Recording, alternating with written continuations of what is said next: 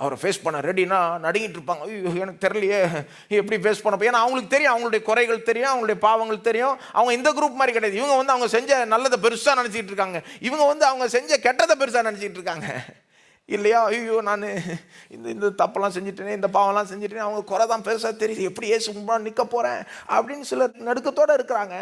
ஆனால் இப்படி பயந்து பயந்து நடுக்கத்தோடய கூட உள்ளே போயிடுவாங்க. ஏன்னா ஆக்சுவலாக அவங்க இயேசுவை தான் நம்புகிறாங்க, முழுசாக உருப்படியாக நம்பலை, சத்தியத்தை உருப்படியாக புரிஞ்சிக்கல. அதனால தான் ஒரு நடுக்கத்தோட பயத்தோட சந்தேகத்தோடு இருக்கிறாங்க.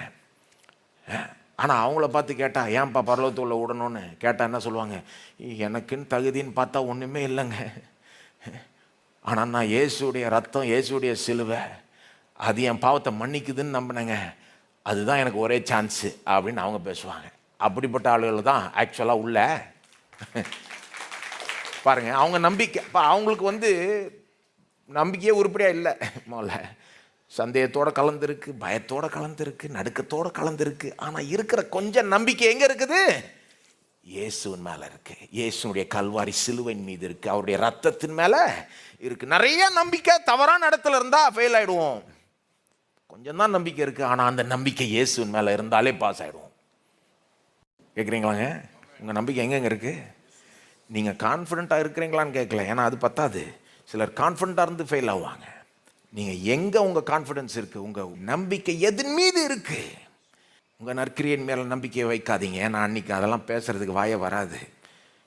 அன்றைக்கி அவருடைய மகிமையை பார்க்கும்போது அவர் எவ்வளோ பெரியவர், அவர் எப்படி இருக்கிறான்றதை பார்க்கும்போது ஒரே ஒரு காரியம் தான் வாயிலேருந்து வரணும்.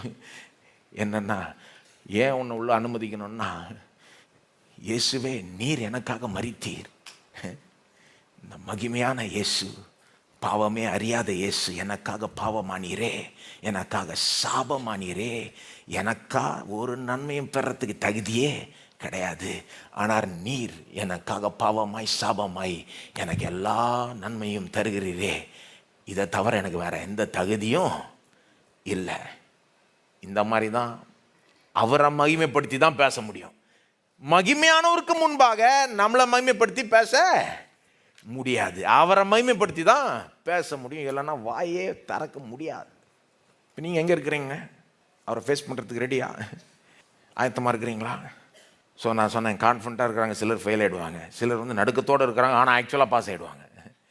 ஆனால் அதை விட மேலான வழி என்னது? கான்ஃபிடென்ட்டாகி பாஸ் ஆகிறது.